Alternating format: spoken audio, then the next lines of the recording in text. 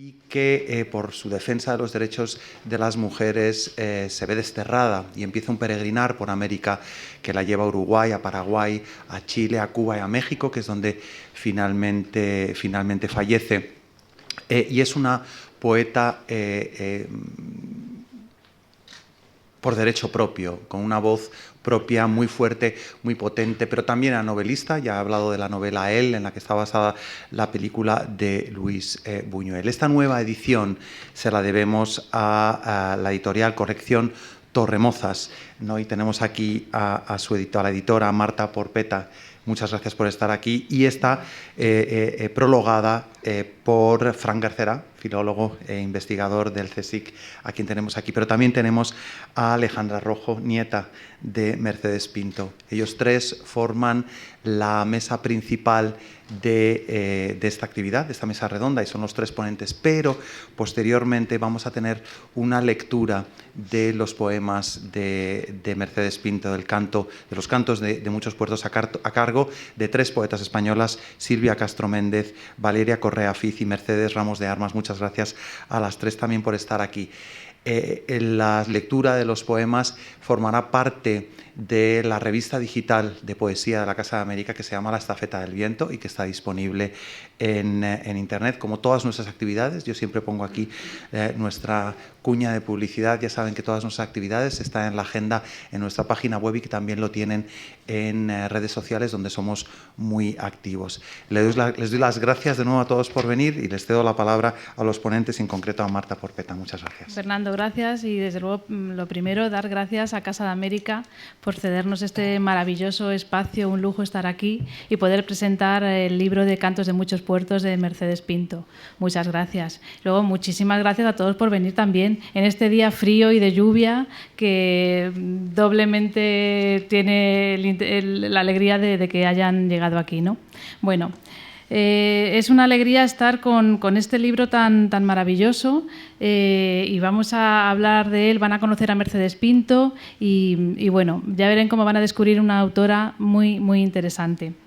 Yo les voy a hablar un poco de Ediciones Torremozas. Ediciones Torremozas es una editorial especializada en literatura escrita por mujeres que fue fundada en 1982 por Luz María Jiménez Faro.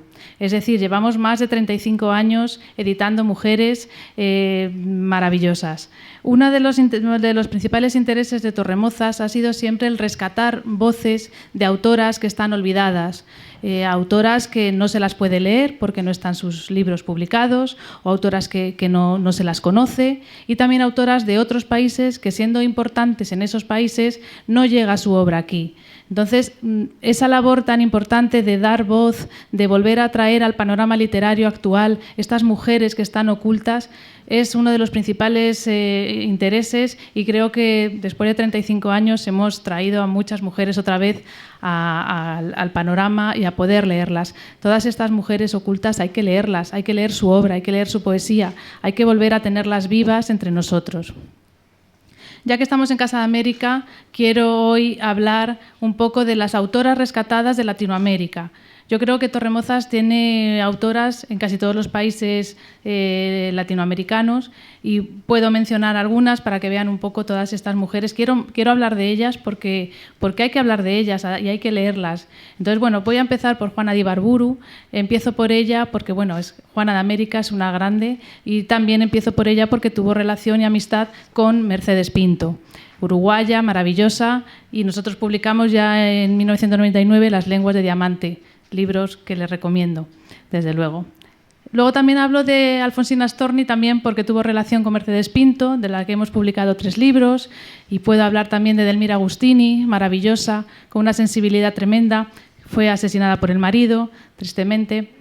Vine de Roca, Teresa Wilmont, una vida también, estas vidas de estas mujeres y estas poetas que tienen unas vidas de película.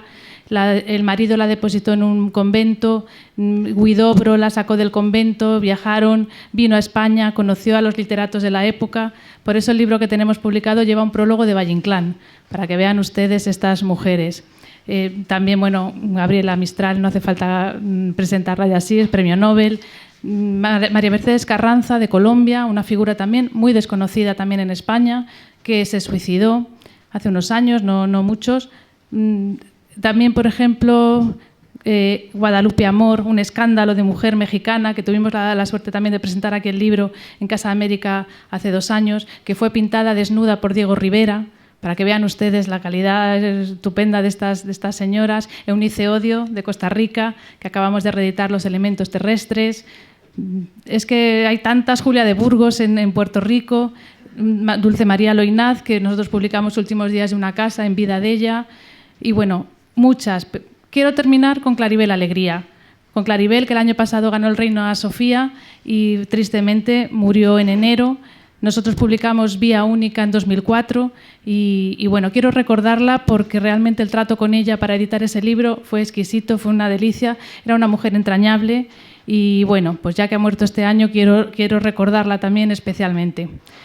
Así que bueno, vamos a ir ya con Mercedes Pinto. Yo quería hablar de estas mujeres, quiero mencionarlas siempre que se puede porque son importantes recuperarlas y si alguna de sus nombres no les suena o no la han leído, de verdad que recomiendo sus libros siempre, leerlas, siempre hay que leerlas. Así que volvemos a Mercedes Pinto, que es lo que nos reúne aquí, Cantos de muchos puertos. Y bueno, pues quiero presentar a los que componen la mesa conmigo. Primero voy a presentar a Fran Garcerá.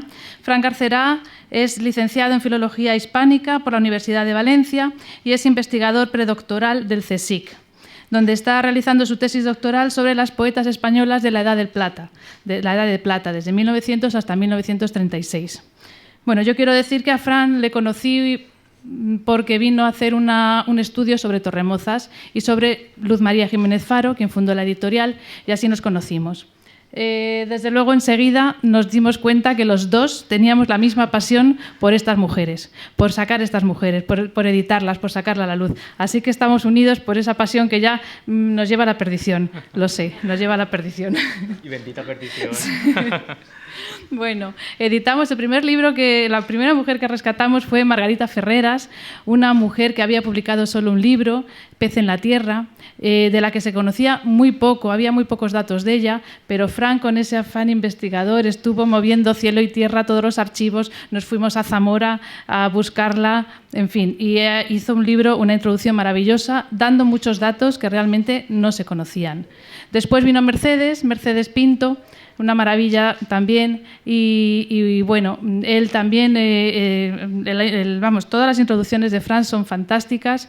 Realmente fue curioso porque cuando estábamos embarcados en publicar a Mercedes Pinto, teníamos a Mercedes Ramos, que es autora de Torremozas, que luego presentaré, que ella por otro lado me decía, tenemos que sacar a mi tía abuela. Y me hablaba de su tía abuela y Fran Mercedes Pinto, hasta que un día nos dimos cuenta que Mercedes Pinto y su tía abuela eran la misma persona. Y justamente venían las dos, porque es que las autoras nos vienen. Hay cosas que tengo que decirles, que estas autoras quieren salir y nos vienen por un lado y por otro y van saliendo. Y luego en otoño publicamos a María Cegarra, también, claro, la tercera que hemos rescatado con Fran. María Cegarra es una autora de Murcia, también muy conocida en Murcia, poco conocida en el resto de España. Tuvo mucho contacto con Carmen Conde y bueno, además es la primera perito químico de España. Su libro fue Cristales míos, se llama así, y mezcla la poesía con la química, que es una maravilla. Y esos son los trabajos que hemos realizado con Fran de momento, porque la lista que tenemos es enorme. Así que le voy a dejar con Fran que nos hable de Mercedes, que nos hable de su introducción, y ya veré que vamos a aprender mucho de Mercedes. Muchas gracias.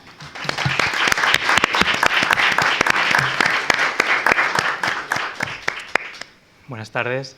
Bueno, Marta, muchísimas gracias por tu intervención tan amable y bueno, muchísimas gracias no solo por tu amistad, que es lo que más valoro, sino también por confiar siempre en mi trabajo. También muchas gracias a todos ustedes por estar hoy aquí, pese a la meteorología que ya hemos visto que nos ha salido un poquito gris. Y también muchas gracias a Fernando, director de programación de Casa de América, y Ana María Rodríguez, porque siempre nos hacen sentir que estamos como en casa. El objetivo de mi breve intervención es referirme al momento histórico en el que la autora que hoy nos ocupa, Mercedes Pinto, inició su andadura poética, una época conocida como la Edad de Plata. También esbozar sus hitos biográficos más representativos, así como la importancia y la originalidad de sus textos para ser rescatados y publicados en la actualidad. De este modo, los cambios socioculturales, políticos y económicos a finales del siglo XIX y las primeras décadas del siglo XX, unidos a las primeras olas de movimiento a favor de los derechos de las mujeres en este ámbito, darán lugar al desplazamiento progresivo de la mujer desde el núcleo privado de la familia, en el que estaba predestinada desde hacía siglos, a la esfera de lo público. En esos años, y en relación con la poesía, eclosionan un gran número de poetas: Ernestina de Champurcín, Carmen Conde, Rosa Chacel, Concha Méndez, Elizabeth Mulder y un largo etcétera. Estas poetas no solo publicarán poesía, sino que desarrollarán verdaderas carreras literarias desde la escritura y la crítica, situándose, en algunos casos, en el centro del campo de la intelectualidad como sus homólogos varones. Estamos asistiendo a uno de los ejes clave en el nacimiento de un nuevo momento histórico, donde los avances sociales, científicos y culturales conocieron en nuestra historia uno de sus mayores auges, la llamada Edad de Plata, que alcanzará desde estos años iniciales del siglo XX hasta 1939, cuando tras la Guerra Civil y la posterior dictadura franquista se barrieron casi todos los avances logrados durante estos años. Perdón.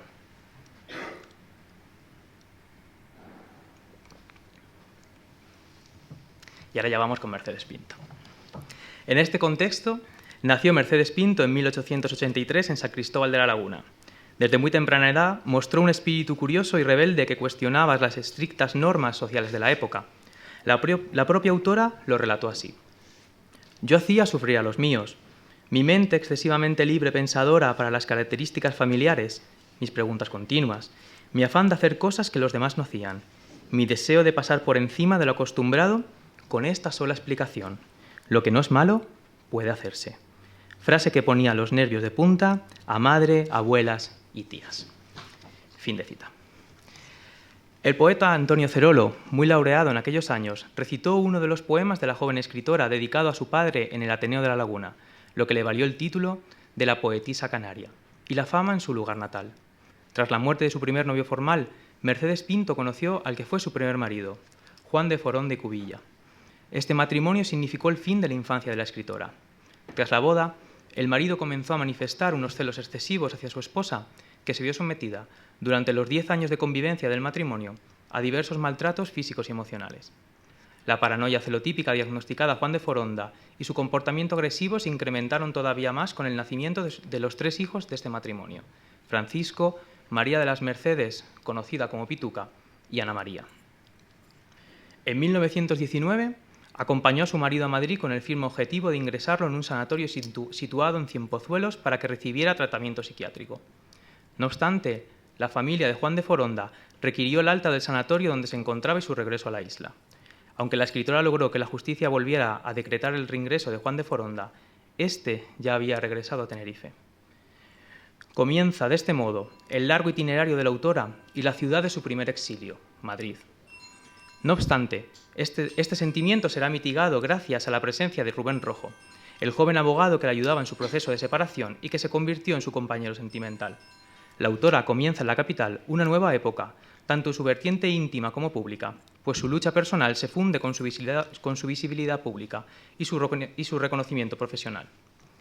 En 1922 nace su primer hijo fruto de su relación con Rubén Rojo, y al año siguiente recita sus versos el 7 de mayo de 1923 en el Ateneo de Madrid, que verían la luz en su primer libro, Brisas del Teide, en 1924. Con una poesía cuya forma todavía guardaba reminiscencias modernistas, pero que ya permite intuir las nuevas imágenes que las vanguardias europeas estaban instaurando en nuestro país. Aunque sin duda, la amistad que cambiaría el curso de su vida fue la de la escritora Carmen de Burgos, conocida como Colombine. El delicado estado de salud de Carmen de Burgos, en 1923, le impidió pronunciar la conferencia final que cerraba el ciclo sobre medidas higiénicas organizado por el doctor Navarro, por lo que acabó delegando su responsabilidad en la figura de Mercedes Pinto. El día 25 de noviembre de 1923, en la Universidad Central de Madrid y bajo la presidencia del príncipe don Luis Fernando de Baviera, la poeta lee su conferencia titulada «El divorcio como medida higiénica», un logro histórico en plena dictadura de Primo de Rivera. En esta abogó por proponer el divorcio como medio para protegerse del cónyuge aquejado de locura, por el derecho a no perpetuar su enfermedad con una descendencia inevitable e impedir, además, la muerte violenta de la mujer. Ella misma diría: «Yo vengo hoy aquí sin pretensiones de ningún género. Vengo como una mujer cristiana y sencilla que ha llorado y ha visto llorar, y recogiendo mi dolor y el dolor de las otras mujeres que se han cruzado conmigo en el camino de la vida». Mercedes Pinto personifica ante todo el auditorio una historia que decenas de mujeres soportaban sin una ley de amparo que conducía a un irremediable final: arrebatar la vida de la esposa. Y cito a Mercedes Pinto: «Las infinitas crueldades que un enfermo del cerebro puede desarrollar en el matrimonio solo puede concebirlas la mente más exaltada, los celos más insospechados, las manías más torturantes, los insomnios más tétricos, las bajezas más bochornosas. Y eso, todo eso que parece ha de ser causa de divorcio, no lo es ni puede serlo, puesto que el Código aprecia como motivo de divorcio aquellos golpes de naturaleza tal que pudieran haber causado la muerte, y una cantidad de testigos que no sean de la familia ni sirvientes, sino personas de fuera de la casa que hayan presenciado los hechos. De manera que todas las violencias, las torturas y los horrores incontables, por asquerosos o brutales que contra su esposa puedan ocurrírsele a un paranoico, no son nada ante las leyes. Tiene que le peguen un tiro y no la acierten, para que los jueces piensen que si la acertara, se hubiese quedado en el sitio. Es indudable que la única medida a tomar es la del divorcio, pero un divorcio rápido, que basado en un certificado radical de doctores especializados evite el nacimiento de nuevos seres o la muerte violenta de la esposa, que si bien nuestras leyes no han podido evitarla, no será después de ocurrida castigada tampoco, puesto que tardíamente, y con solo objeto de salvar del castigo al marido, se dirá y se demostrará muy a deshora que era un irresponsable. Este acto le valió su exilio a Uruguay, país en el que se integró en el círculo de la intelectualidad más notable de aquellos momentos. No obstante, la amistad que más cosecharía fue la de la poeta Juana de Ibarburu. Además de sus intervenciones periódicas y culturales, Mercedes Pinto publica la mayor parte de sus obras en estos años de residencia en Uruguay. Entre otras, el poemario que nos ocupa, Cantos de muchos puertos, en 1931, que se convirtió en la recopilación emocional de su largo itinerario personal y político, donde geografía y sentimentalidad se unen para dar cuenta de los múltiples paisajes interiores y exteriores que habitó la autora. Años después, al momento de su partida en Uruguay, Pinto había alcanzado su nombramiento como la primera mujer oradora del gobierno uruguayo y también asesora pedagógica en las reformas educativas emprendidas en el país. Según la escritora, Juana de Ibarburu publicó una carta de despedida que llegó a todos los periódicos en lo que expresaba lo siguiente: «Se nos va, por los caminos de América, la mejor amiga de la mujer uruguaya, amiga de sonrisa perenne, de hombro con hombro, de voz cordial y ejemplo heroico. Se nos va, con los ojos encandilados por la promesa de un triunfo que ella bien sabe que se merece como pocas. Porque esta mujer, gran corazón y gran talento, tan querida y respetada entre nosotros, nunca ha marchado sobre caminos de rosas. Conoce los duros guijarros, las sangrientas espinas, el frío, el insomnio, la sed, pero con la cara mojada por las lágrimas ha hecho el milagro de sonreír para alentar al que estaba más desesperado que ella. Y esa sí que se va, como se van las reinas buenas, dejando bendiciones tras de sí. Su talento es la mejor recomendación para todos lados, su bondad la más acertada tarjeta de presentación entre los que le irán conociendo.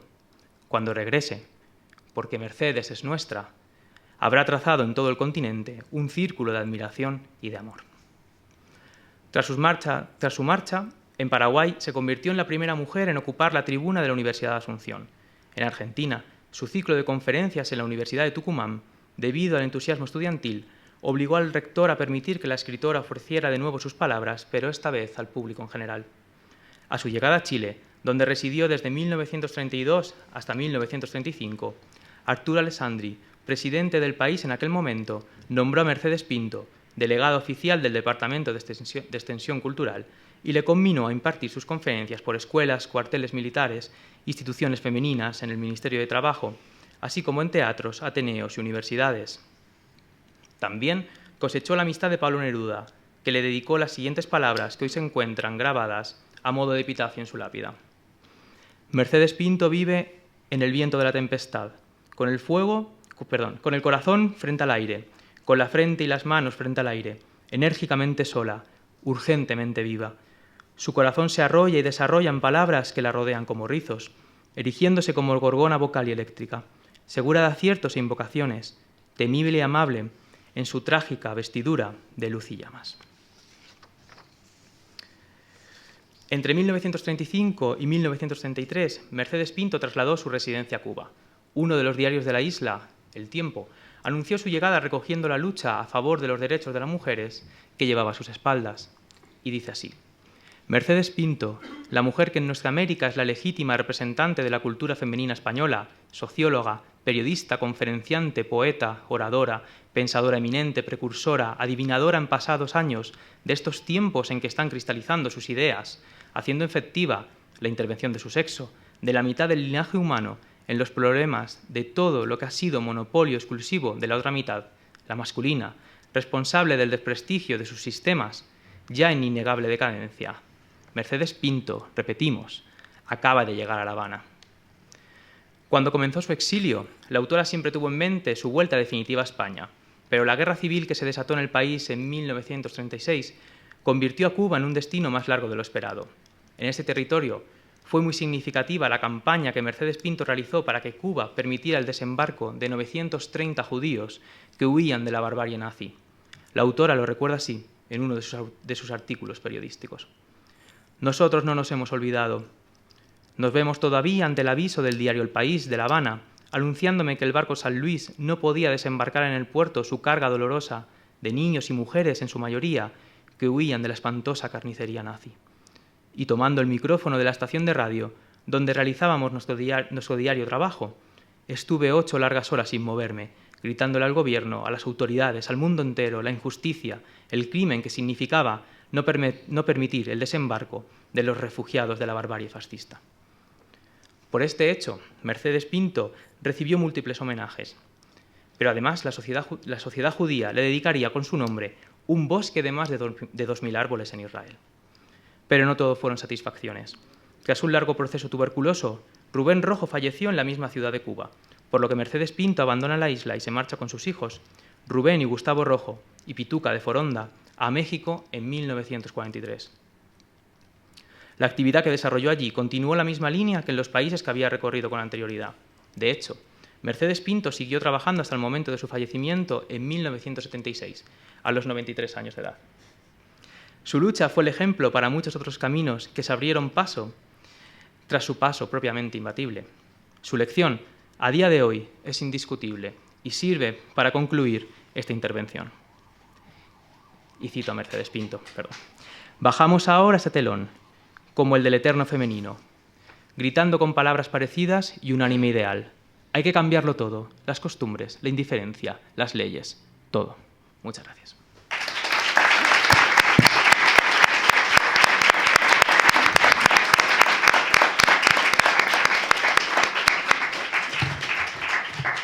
Muchas gracias, Fran.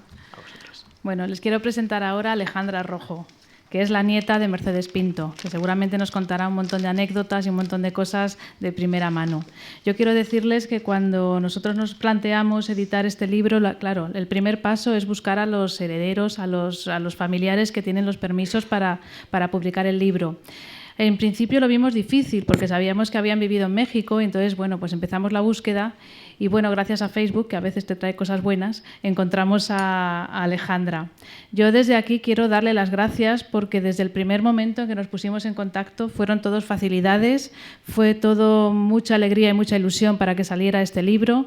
Nos ha cedido la mayoría de las fotografías que han visto ustedes aquí en la pantalla.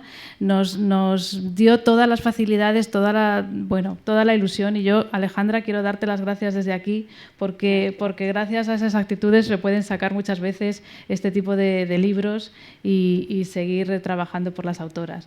Gracias, así que Marta, gracias. A vosotros, a vosotros.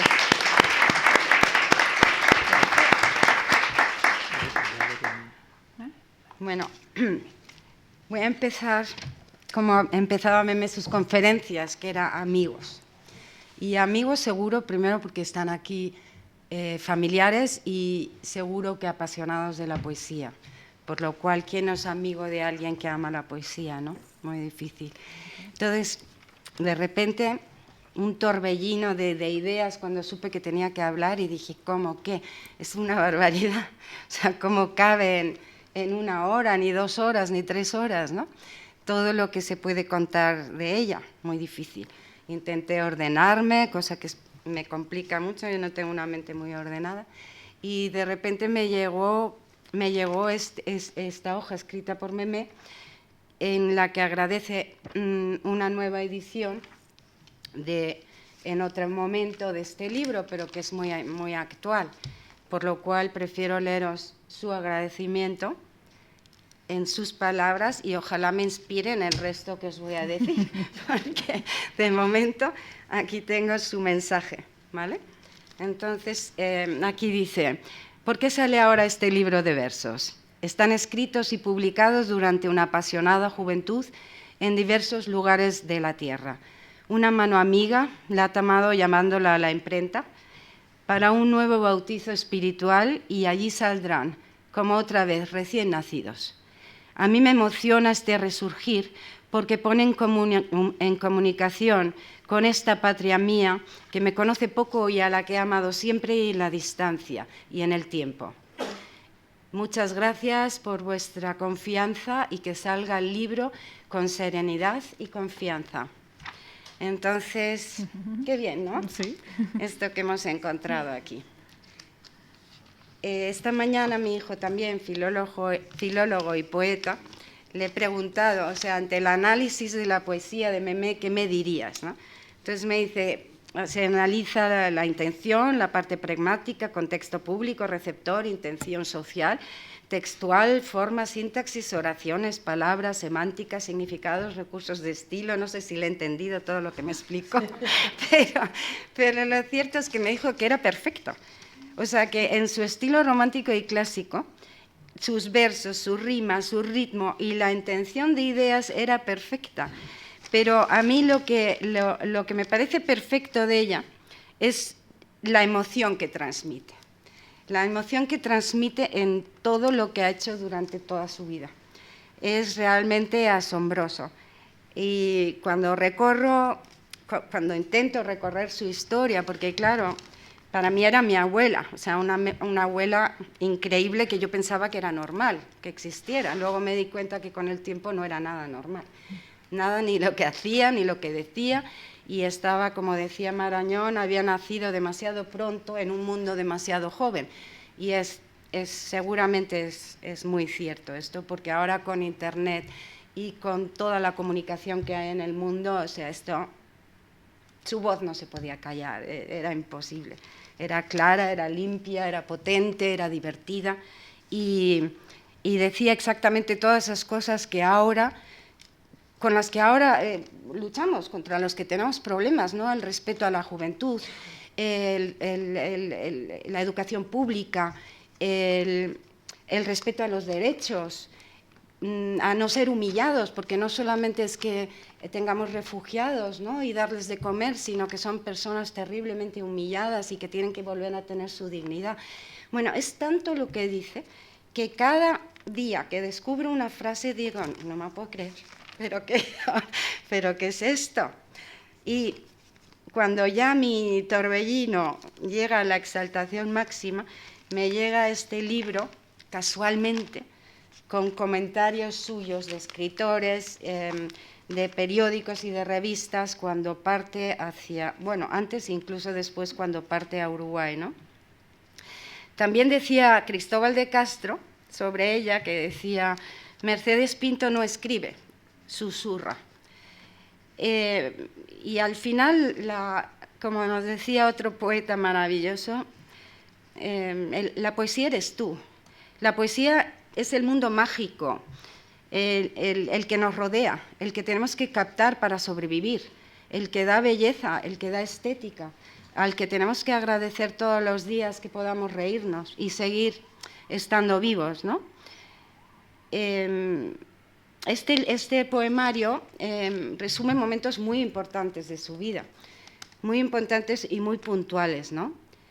Fran, tu prólogo me ha quitado 3 hojas, lo cual te agradezco muchísimo. Pero Y también, claro, quiero agradecer eso, quiero agradeceros a los que siguen escribiendo, ¿no? Que ahora mismo sigamos teniendo poetas, qué maravilla, ¿no? Que sigamos editando poesía, gracias Marta, qué maravilla. Y que vuelva a salir este libro, ¿no? Que es muy apasionante. Y cuando tú lo abres y lo ves y abres sus hojas y huele a papel, entonces es cuando dices, qué importante, ¿no? Tener un libro. ¿Qué importa que se pueda leer con una tablet o que esto es, ¿no? Lo abro cuando quiero y de repente en ese momento que estoy sola y me quiero encontrar a mí misma me llega, ¿no? Y a veces solamente es una frase que dices, pero qué interesante o qué inteligente. Y por eso estoy muy agradecida de que se haya vuelto a editar. En el viaje que empieza cuando sale de España hacia Uruguay, pierde muchas cosas. Pierde su hogar, pierde volver a ver a su madre, que hay un poema precioso donde se despide de ella y nunca más la vuelve a ver. En Portugal pierde a su primogénito, que fue, bueno, ¿quién no entiende el gran dolor de una madre, ¿no? Se va con su gran amor, que es su compañero y luego será su futuro marido, y el primer hijo de esta nueva pareja, y embarca y nace un niño en alta mar, que es mi padre, y nace en la frontera con Brasil como una señal de la libertad del mundo para todos, de una bandera para el mundo. No nos quedamos en pequeños mundos, ¿no? Y ahí nace mi padre, llegando a Uruguay, en alta mar, con muchos problemas después de papeles, porque claro, o sea, ¿quién te bautizó? No se sabe. ¿Quién es? ¿Dónde está el acta de bautismo? El capitán del barco. Pero yo me quiero casar en Madrid, o sea, pues no sé, muy difícil, ¿no? Todo al final resultó muy difícil el papeleo, lo que es ¿cómo se llama? Bueno, los papeleos, ¿no?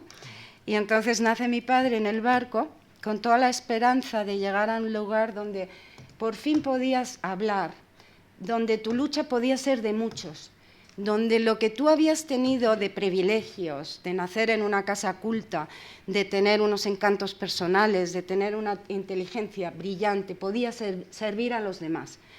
Y a eso se dedicó, y se dedicó tan intensamente que ahora cuando os lea estas partes, pues también quedaréis bastante asombrados, como yo, cada vez que leo algo de ella, ¿no? Abrimos el libro de comentarios, está muy viejo, está muy sobado, no sé si le faltan muchísimas páginas, pero sí es cierto que hay unas partes muy interesantes. Cuando tú dices, por ejemplo, su infancia en Canarias, ¿no? Que era poeta tan joven, con 8 años, su rebeldía, pero es que su rebeldía eran hechos. Era pues la merienda de su madre elegantemente preparada en el comedor y ella preguntar, mamá, ¿quién viene? Pues vienen amigos. Ah, amigos, arréglate rápido porque vienen amigos, ¿no? Y entonces de repente entrar la niña de la mano del jardinero, su madre escandalizada, ¿qué es lo que haces? Me dijiste, mamá, que vinieran amigos. Y entonces ese tipo de cuestiones, cuando tú lees la novela a ella, son constantes. O sea, constantemente es la pregunta, ¿no? Sí, pero no es correcto. ¿Pero es malo, mamá? No, simplemente no es correcto. Entonces lo que decía, pero entonces es bueno. O sea, si no es malo, es bueno. Y podemos ir a por ello. Y no nos paremos en barreras porque hay mucho que decir, hay mucho que cambiar. Así que esa es una pequeña anécdota de su primera infancia, que hay muchas. Y entonces seguimos. Y vienen como la prensa que escribe sobre, pues cuando está en la Universidad Central de Madrid, que sí realmente la asustó mucho porque hubo comentarios y murmullos de que de alguna manera no había gustado al gobierno y que a lo mejor la aconsejarían irse. Pero la prensa sí fue muy benévola con ella, porque la prensa era que la conferencia había sido ecuánime, justa, oportuna, que su tema había sido original, con fuerza de argumentos, haciéndose aplaudir con su fácil palabra y enorme concurrencia que llenaba el anfiteatro, por lo cual sí que la crítica y los literarios de ese momento la aplaudieron. La aplaudieron y por eso que la aplaudieron, la recibieron tan increíblemente bien en Uruguay. Todos los intelectuales de Uruguay ya la estaban esperando. Y la estaban esperando con respeto y con consideración. Y es cuando ella, con 2 narices, se planta en Uruguay, con 4 hijos, y funda la escuela, en su propia casa, la Escuela del Estudiante. Y en un salón de su casa dice, bueno, pues aquí quiero que se pueda hablar, quiero que vengan a decir, quiero escuchar. Abre la puerta de su casa, el ayuntamiento le tiene que mandar como 200 sillas, 300, 400, aquello empieza a llenarse de una forma increíble y lo que hablan de Portugal es que es una mujer ideal, de la realeza de su espíritu llena de encanto, no hay tempestad que abata con su alma gigante, etcétera, etcétera, porque escriben tanto sobre ella y personas tan importantes. Hablan de su triunfo resonante, rapidísimo, esplendoroso, y sobre todo lo que yo creo que ella consigue con la Casa del Estudiante es su proyecto, o sea, empieza su proyecto. Y su proyecto cuando, espera un momento porque aquí viene lo de, así, la Casa del Estudiante. Espero que no os aburra, pero si no me decís. Poco tiempo después de su llegada a Montevideo, Mercedes Pinto fundó una institución cultural que denominó Casa del Estudiante, condensando la necesidad de enseñar, aprender, que existe en toda sociedad que desea progresar. La Casa del Estudiante, que durante los 7 años que estuvo y vivió en Montevideo, tuvo como sede su propia casa, que abrió durante ese tiempo su puerta para celebrar fiestas culturales que serán recordadas perennemente. Gratis la entrada, sin socios ni preeminencias. El gran salón se abría el sábado para recibir al público diverso que había de llenarlo. En las 200 sillas cedidas por la Comunidad de Montevideo, se sentaban juntos el poeta, la empleada, la familia aristocrática, el vendedor de callejero. Ahí se juntaban todas las personas que querían escuchar, cambiar, aprender, seguir adelante. Pasaban por ahí Pirandello, Jiménez de Asúa, el maestro Guerrero, Alfonsina Storni, todas las poetas intelectuales más importantes en ese momento de Uruguay. Los diferentes artículos, tanto de sus conferencias en el Ateneo, las palabras tan increíbles de Juana de Ibarburu, lo que habla de ella, por ejemplo, y dice que es un alma fina, inquieta, que no se contenta con la injusticia y le da batalla, ahí donde la encuentra. Un alma, pues, eternamente joven, trágica, que trabaja y lucha con bondad y genio por el advenimiento de la verdad y de la belleza. Y ahí pasa, por ejemplo, Edmundo Brandi, ¿no?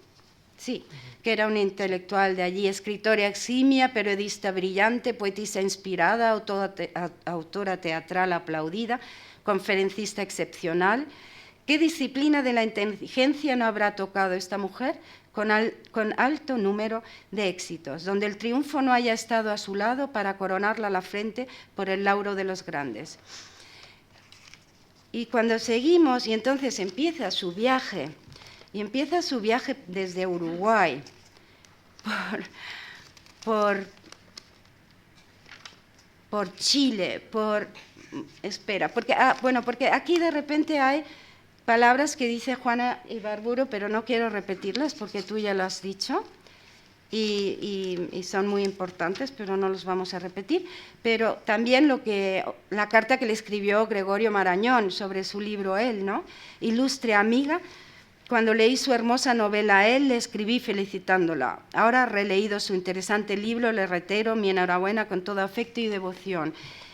Concha Espina, desde que he leído el libro a él, sueño constantemente creyéndome perseguida por ese personaje real tan vivido que fue la tragedia de su novela. Admirable. Él es un libro que he de leer varias veces y que cada vez lo lea con más emoción. Entonces llegamos al periplo de sus viajes y aquí ya, si encuentro de dónde fue, me parece alucinante, porque no eran viajes como ahora, ¿no? No eran viajes del maletín con el ruedín y vamos al avión y taxi, no.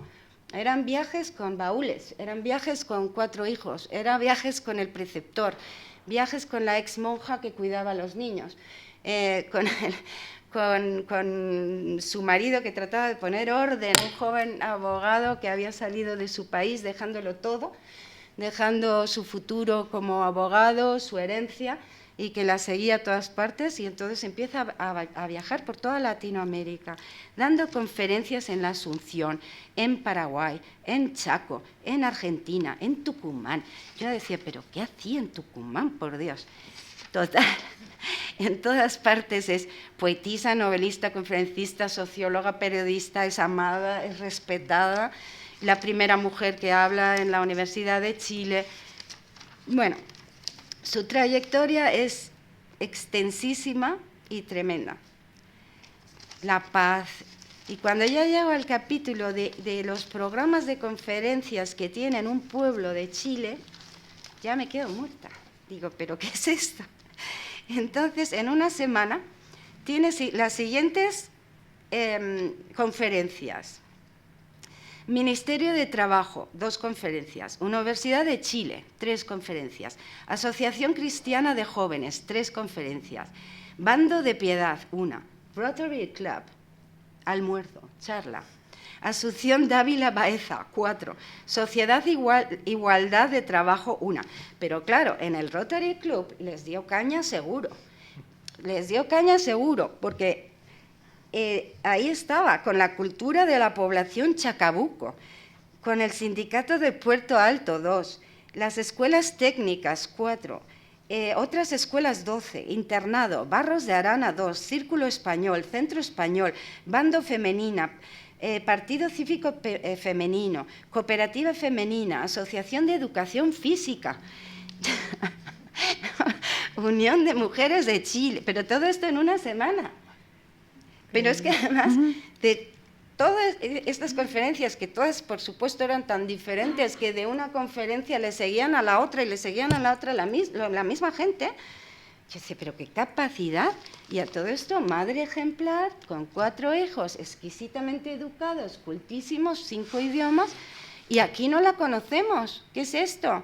¿Dónde estábamos, no? ¿Dónde estábamos cuando nos estaba representando una mujer de una calidad humana y una calidad cívica y luchando por los derechos de los demás a esta escala y tocando todos los temas y todos los proyectos que uno se pueda imaginar?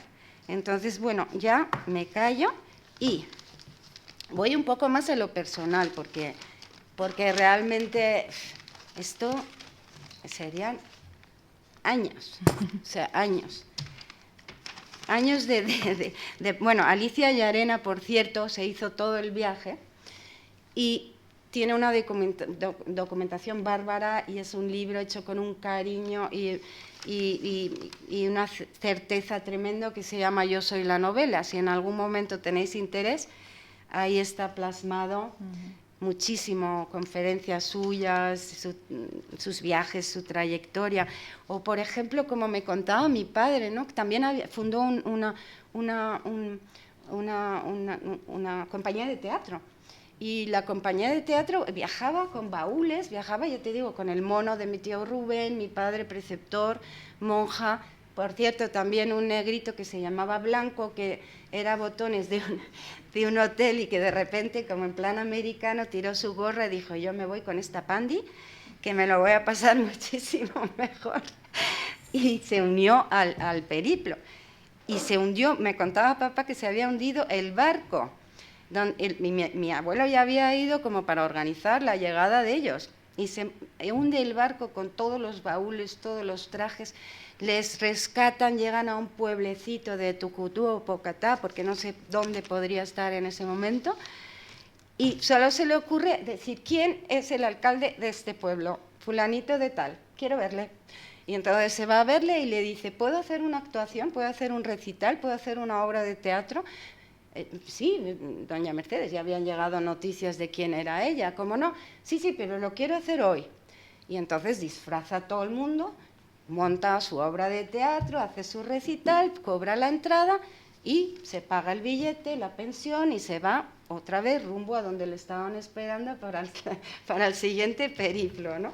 Entonces, claro, es apasionante. Y ya si la conoces y te ríes, como nos hemos reído todos con ella y nos hemos sentido siempre tan acompañados, tan escuchados, tan comprendidos, desde que somos pequeños, tan inteligentes o tan graciosos. Yo que creo que no he tenido mucha gracia nunca, pues se reía a carcajadas. O sea, era todos los días, ¿qué te ha pasado hoy? Yo le contaba, pues le tiré la tiza al profesor y me dijo, Alejandra, suspendida. Bueno, carcajada que se podía oír. ¿Dónde le tiras? Aquí. ¿Y qué te dijo? Alejandra, suspendida. Ja, ja, ja, vuélvemelo a contar. 80 veces se lo tenía que contar y 80 veces se volvía a partir de risa. O cuando empapé a la Guardia Civil, ella vivía en María de Molina, arriba había una piscina, se me escapó la manguera y con el susto, Guardia Civil, yo parada con la manguera, empapándole, y bajé corriendo, qué horror, qué susto, he empapado a la Guardia Civil. ¿Cómo? ¿Qué has hecho qué? He empapado a la Guardia Civil. Ja, ja, ja, ja. Aquello sonaba por toda María de Molina. O sea que era muy divertida, era muy graciosa y hasta sus 93 años una apasionada de la vida. Y si me preguntáis quién es la persona más joven que he conocido en toda mi vida, ella, absolutamente ella, hasta el final. Así que muchas gracias a todos. Muchas gracias a vosotros. Me encanta el libro, me encanta estar aquí con todos. Y ahora, a las poetisas, para adelante. Ahora os toca. Muchas gracias.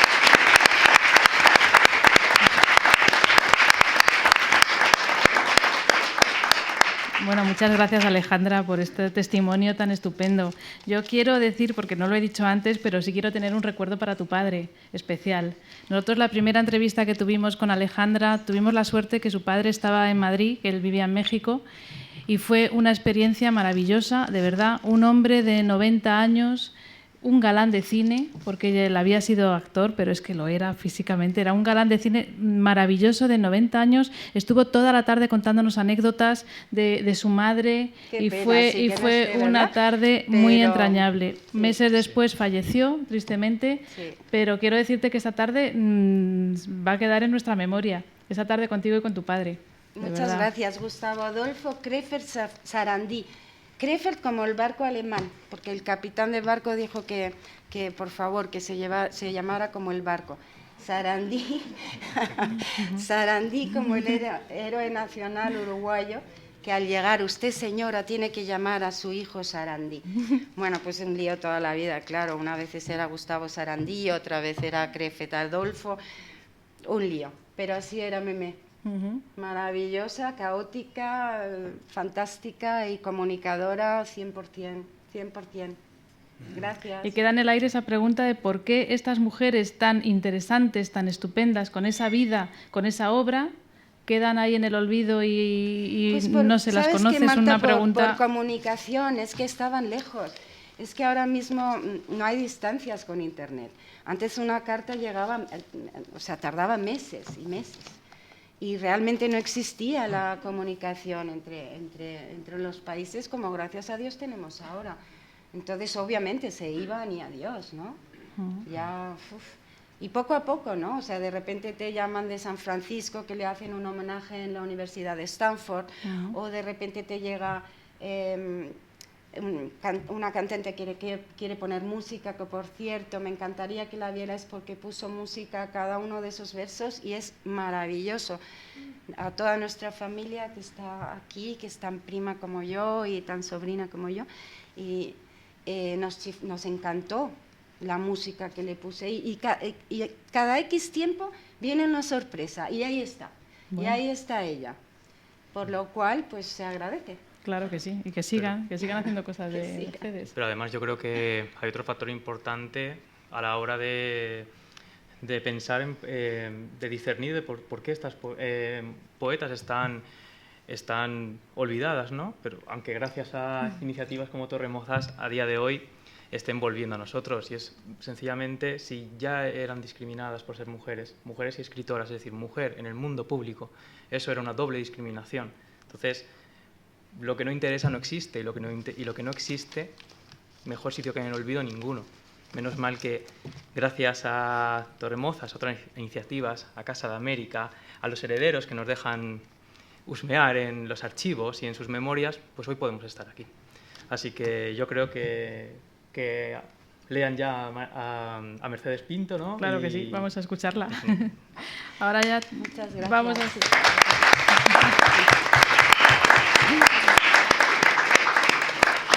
Ahora viene la voz de Mercedes Pinto en las palabras de las 3 poetas que tenemos aquí que nos van a leer. Vamos a empezar por Mercedes Ramos de Armas, que es sobrina nieta de Mercedes también, que es la que os decía antes, que me decía, publica mi tía abuela. Pues ella es. Mercedes nació en Madrid, es licenciada en Derecho por la Universidad Autónoma de Madrid y tiene publicados 4 poemarios, 3 de ellos en Torremozas, qué suerte tengo.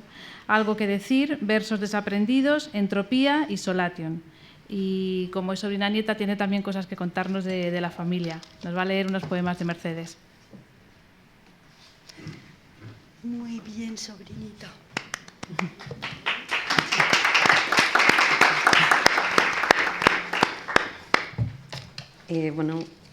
Para mí el día de hoy, más que una presentación, es un sueño cumplido.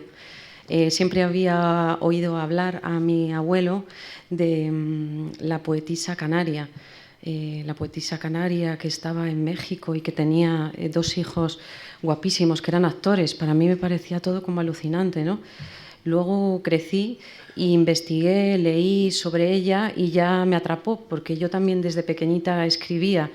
Entonces me sentí muy identificada con esta figura valiente que se atreve a decir las cosas sin censura, tal y como las pensaba, una mujer que luchó. Y bueno, lo que yo no sabía es que un día nuestros caminos iban a cruzarse y nos íbamos a encontrar, ¿no? Y además alrededor de Torremozas, que es precisamente la editorial con la que yo publico, ¿no? Entonces, para mí hoy se alinean los planetas y se cierra un círculo maravilloso, ¿no? Respecto de la poesía de Mercedes, para mí me parece que se asemeja mucho a su vida. Los paisajes interiores suyos coinciden plenamente con los paisajes exteriores que describe en casi todos sus viajes. Pareciera como que ella está siempre en un viaje permanente, ¿no? El exilio de fuera que vive, sin embargo, es un exilio interno y al refugiarse en la literatura parece que a través de ahí se salva. Dice Cicerón que el destierro no es un castigo, sino un puerto de refugio contra el castigo. Así yo vivencio cuando la leo, su refugio en Uruguay, su refugio en México, en sus gentes, en su poesía. Realmente era una mujer que llevaba la patria consigo misma, que no tenía patria porque era una ciudadana del mundo, ¿no? Vivió calamidades, pero era como muy consciente de lo que vivía. Y sobre todo me parece una persona resiliente. La resiliencia es la capacidad de sobreponerte a todas aquellas cosas dolorosas que te van pasando. Yo creo que ella tuvo una experiencia mala en el amor con su primer matrimonio, pero siguió confiando en el amor y el apoyo fundamental de ese marido guapísimo y silencioso que la acompañó en esos viajes, ¿no? Su lucha por los derechos de los refugiados, por el más débil. Para mí es un referente, no solo a nivel poético, sino a nivel personal. Por eso estoy muy contenta hoy. Ahora voy a leer los poemas que he seleccionado de ella, que son los que más me llegan. Éxodo. No quiero hablar de muertes, de éxodos ni dolores. No quiero hablar de penas. No quiero hablar, porque las llevo dentro de mí como una carga horrible y como un sello que horadase inclemente mi alma. Quiero cerrar con llaves de férreas recidumbres el sarcófago frío donde duermen sus sueños funerales todas las ansias de mi triste vida. Cuanto en el mundo amé fue destrozado. Cuanto quise con fuerza fue barrido. Por el viento feroz de la desgracia, miré a una flor y se secó al instante. Miré al sol y los negros nubarrones me quitaron la luz. Fui a beber agua en el limpio arroyuelo de la vida y lo sorbió la arena, dejándome la sed en la garganta. Y cuando en un corazón encontré amparo, al apoyar el mío en su regazo, se fue desmoronando poco a poco, que era de arcilla.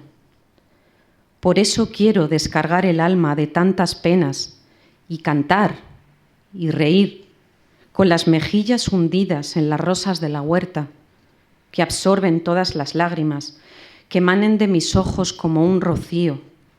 Por eso quiero retozar y bailar con las muchachas allá en el campo y taparme la cara con el velo de alguna novia y beber mucho vino, que resbalando sobre mi falda forme guirnaldas, flores y adornos sobre esta túnica que es mi mortaja.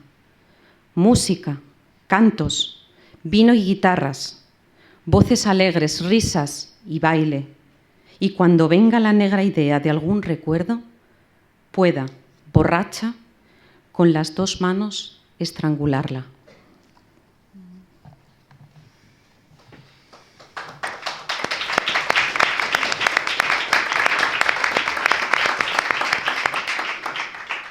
Tuve la oportunidad de encontrarme con Alejandra y con Gustavo cuando se estaba formando este proyecto del libro. Y bueno, Gustavo me pareció una persona, además de un gentleman, ¿no? Como dicen, sois todos una familia de guapos. Me pareció una persona con luz en la mirada. Él me habló de su nieto con mucho cariño, Eduardo, que también es poeta, y me dijo: tenéis que conoceros porque ambos sois poetas. Y bueno, esta tarde creo que su espíritu está entre nosotros. Elijo la poesía de tu voz porque hablé con él de este poema, porque es el poema que ha mencionado Alejandra de despedida de su madre en su primero de sus exilios cuando se va de Canarias. Tu voz. Adiós, te dije aquella noche, madre mía, la de los ojos claros, la de las manos largas y la frente con luz.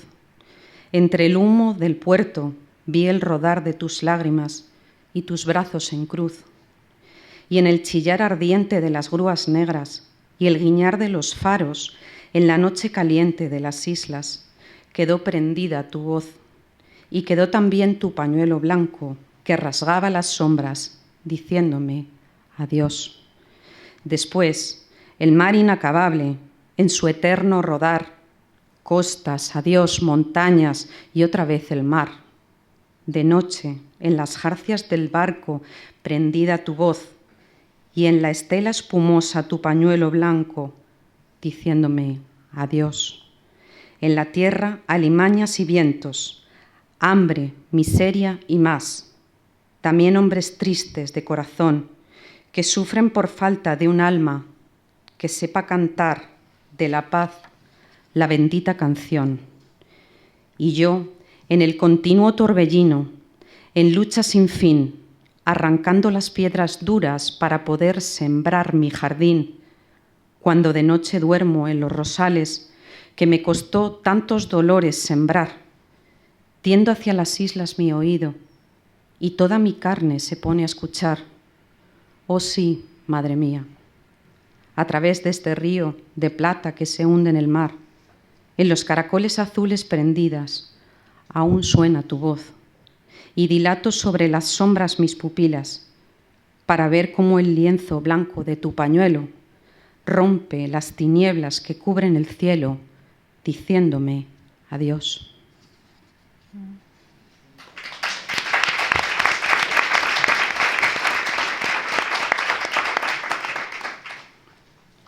Hora serena. Un momento en la lucha de mi vida. Un instante de calma en la pelea voy a ofrecerte, con las manos unidas como entonces, Como entonces, ¿te acuerdas? Cuando besabas en mis dedos juntos que un ramo de capullos parecían. Cómo recuerdo nuestro amor de España.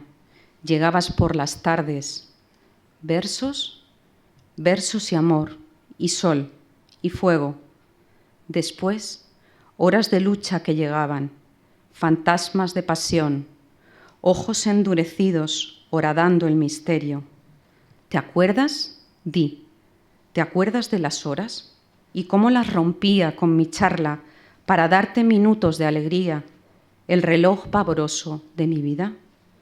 No importa, nada importa, y mis versos volaban a tus manos, y retemblaba el aire en mi risa. Comimos fruta y miel, bebimos agua del manantial sonoro que escapaba, como una irisación de pedrería de tu pecho y el mío. Cantamos a la vida, jugando a las esquinas con la suerte, y enredada en mi risa, levantamos bandera en los caminos más áridos y duros, cantando por el mundo, independencia. Tus besos en mis manos puedes dar hoy sin el temor de entonces. Te ofrezco este descanso en la pelea, este alto en el camino, este minuto de paz. ¿Tienes el alma con el aroma aún de aquellos días?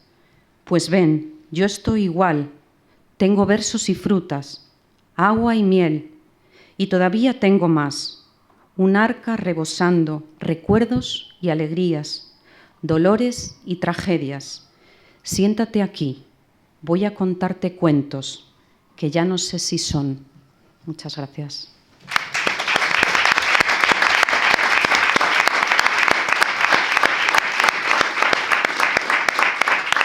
Gracias, Mercedes. Muchas gracias. Les voy a presentar ahora a Valeria Correa Fiz.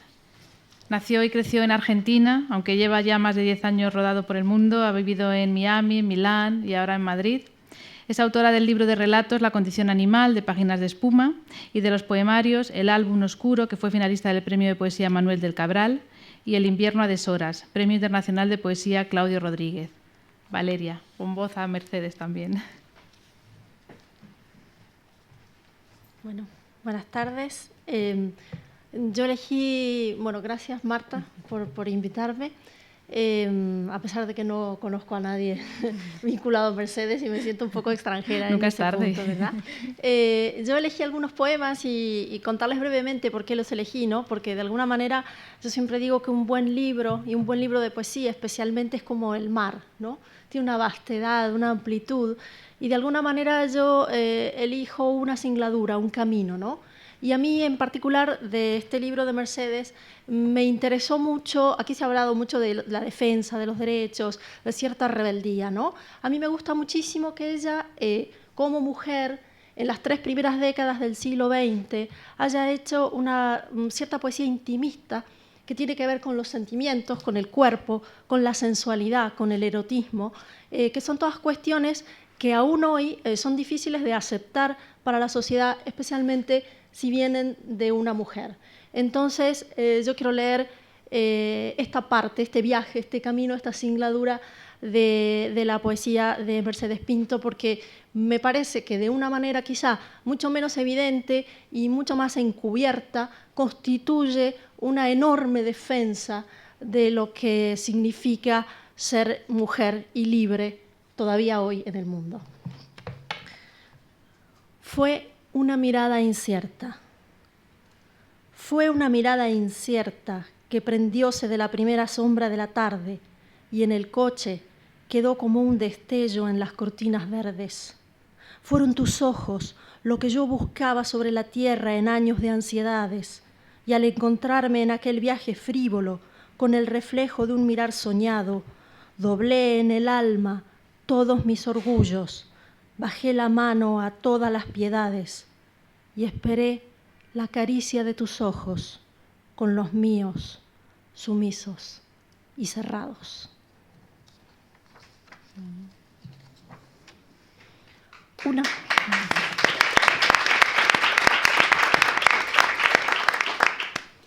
Una carta. Hace un rato nos hemos separado y al empezar la carta prometida he dudado en llamar a usted amigo. ¿Pero acaso es usted amigo mío? El día de hoy, que ya termina, nos reunió a los dos por vez primera y fue usted a mi lado vara sutil que removió inconsciente unas tibias cenizas silenciosas que en un tiempo lejano fueron rojizas llamas crepitantes. Y a ese elemento turbador e incierto he de llamar amigo. Siento en mi pecho el removerse lento de mi oscuro rescoldo, algo que vive y que perdura, se agita allí como un latir de pulso. Tal vez no tenga muerto el corazón, tenaz en la defensa de sus fueros. Tal vez no fuera muerte, sino solo un silencio que envolvió como un manto la rotura del ídolo. Pero de todos modos, ¿está bien o está mal ahondar en los escombros misteriosos donde yace la muerte o el olvido? La mano turbadora de un silencio tan grave puede llamarse mano de un amigo. Y sin embargo, qué calor tan grato se extiende por mis venas con este soplo que de afuera llega. Esta carta que le escribo ahora parece confortable llamarada que entibia mis mejillas y les da un color vivo de otro tiempo. Quisiera terminarla y no me atrevo. El recuerdo golpea mi cerebro como un niño detrás de una ventana y saltan en mi mesa como desconcertadas figurillas de ensueño, palabras escuchadas en épocas lejanas con los labios abiertos y los ojos cerrados, promesas con sabor de higos maduros, juramentos que revientan en los aires como brasas candentes de leño verde, presiones que los dedos contestan débiles y sumisos, y en las palabras cálidas y breves un olor a canela y a incienso y a heno. Qué locuras, ¿verdad, amigo mío? Por fin salió la frase.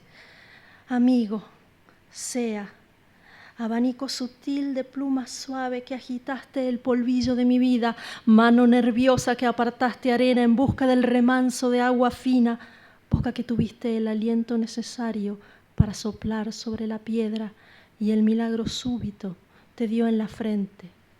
Ven otra vez, amigo, y lo que dure la llama viva, caliéntate, y mientras corra el hilo de agua pura, bébela, y en tanto que esté fresca la rama en flor, huélela, que yo, al sentir la vida circular de nuevo, extraeré para ti todo su aroma, y siempre, siempre, te lo juro, te he de llamar amigo mío.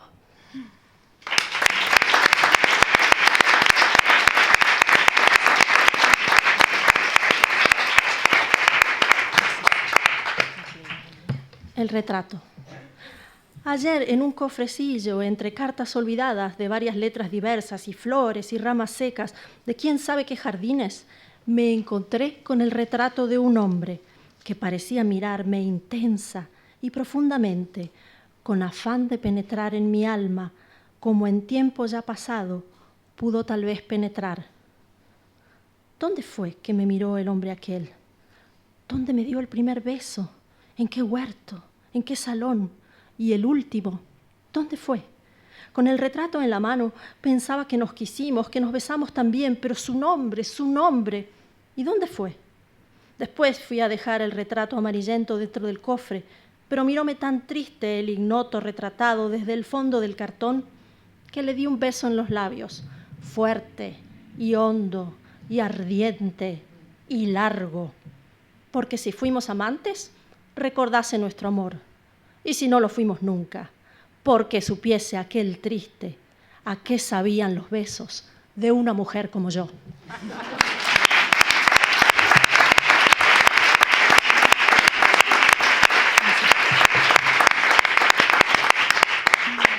Y el último, que es una verdadera rebelión, porque ella lo escribe cuando se casa con su segundo marido, pero sin haberse divorciado ni separado del primero. Entonces es una especie de cosa bígama que hacía allí ella para salvar una formalidad legal, ¿no? El hecho de que una mujer, saben, en aquellos tiempos no podía ni tener su cuenta bancaria ni viajar si no tenía un marido que le diera permiso, ¿no? Entonces ella se casa y hace esta rebelión.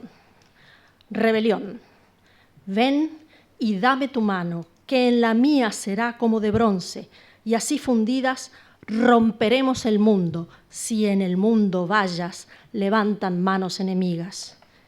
Iremos muy erguidas las cabezas, con Cupido en los brazos, hecho carne, para decirles a los sordos y a los ciegos de la vida que deshicimos torres de prejuicios, golpeando con las frentes en las piedras, que quitamos las uñas a las garras de los buitres rastreros y libertados hicimos mariposas con las hojas de las leyes antiguas y juguetes a nuestro Cupidillo con las viejas argollas de las cadenas de la tierra. Muchas gracias.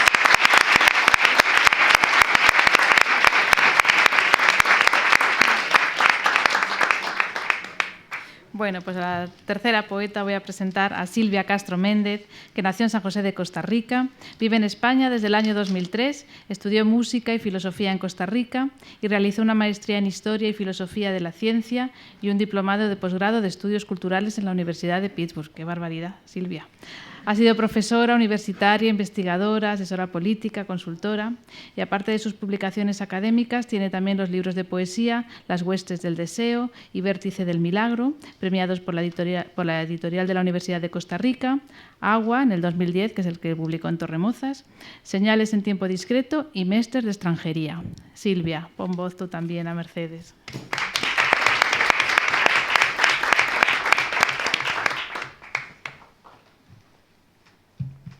Hola a todos y muchísimas gracias a la Casa de América y a Marta y a Torremozas por permitirme dar voz a esta mujer tan brillante, tan valiente y que nos ha hecho a todas un poco más libres.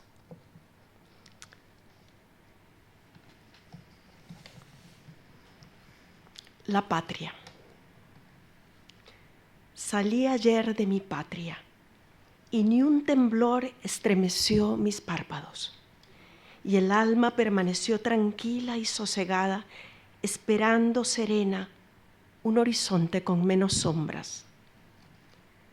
Yo considero mi potente esfuerzo como el del águila caudal que huyese de donde el cazador la persiguiera y va a parar su vuelo en una roca abrupta en lejanía que nunca conociera. Y aquel será su nido, y allí tendrá sus hijos, y sobre aquella roca hospitalaria creará sus amores y su patria. La patria es voz absurda de tiempos medievales. El estado del alma de los seres dice cuál es la patria. La patria es la que tiende la mano al caminante. La patria es aquel suelo donde se encuentra redención y aliento. La patria es una tierra, cerca o lejana, donde se enjugan lágrimas candentes y se convierten en ardientes besos.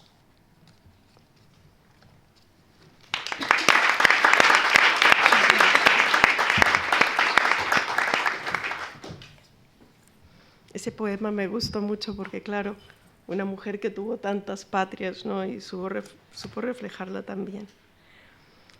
Oasis interior, que es también ese sitio de humedad y de agua que se encuentra en medio de los desiertos y de las tristezas que esta mujer encontró en su vida, pues un sitio en el remanso interior. Soñar despiertos con lo que más amamos, pensando en todo aquello que exalta la alegría, en lo que no tuvimos y siempre deseamos, en lo que nos atrae con su melancolía. Sentarnos al ribazo de algún arroyo claro, viendo en el horizonte el resplandor del faro que ilumina los barcos que van sobre la mar, y ver en los caminos las huellas de los carros que, aunque parece marchan, no acaban de pasar.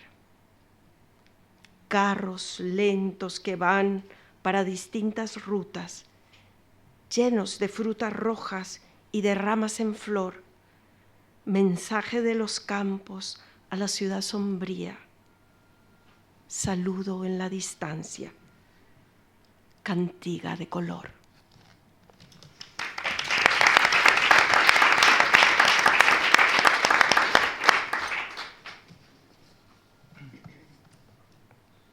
Y uno de mis favoritos, porque es uno de los poemas más vitalistas que hay y que me parece que reflejan también esa actitud suya ante la vida, a pesar de los pesares. Intensidad. He llegado a tener una ansia loca de correr por el camino y por la playa, de jugar con el trompo y la cometa y poner mariposas en las flores para verlas beber en las corolas las lágrimas del viento. Quiero, antes de morir, gritar un día cuanto pude querer y fui querida, para que busquen el amor perdido los que lamentan que el amor no exista. Quiero enseñar al hombre sin afanes los que fueron mi norte y mi alegría, y abrir ante su escéptica mirada la caja de caudales de mi vida.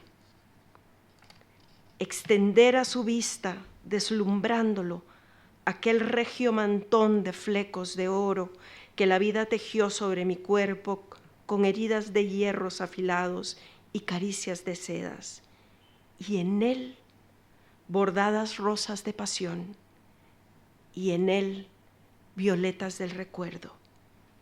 Sacar de aquella caja milagrosa los broches que prendieron en mi pecho unos labios ardientes, pedrería de rubíes, de granates y de perlas, y sacudir hasta que todos sientan el cascabel dorado que en mis manos fue sonoro y alegre.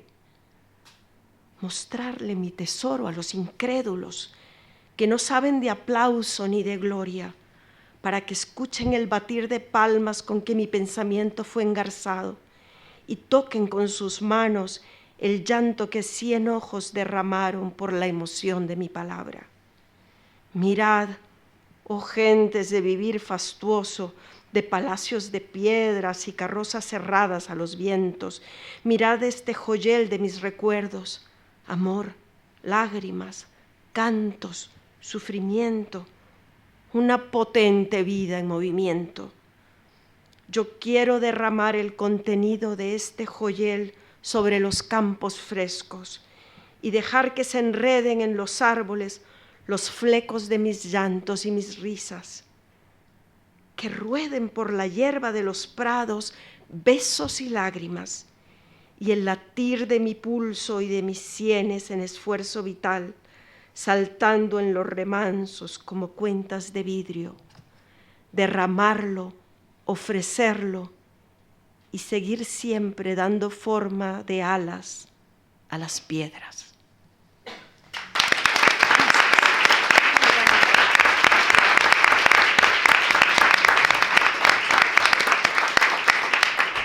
Bueno, pues muchas gracias. Fernando, no sé si vas a decir algo. Voy a dar las gracias a estas 3 poetas que han leído maravillosamente y yo me imagino que después de todo lo que han escuchado aquí, espero que estén tan apasionados por Mercedes Pinto como lo estamos todos nosotros.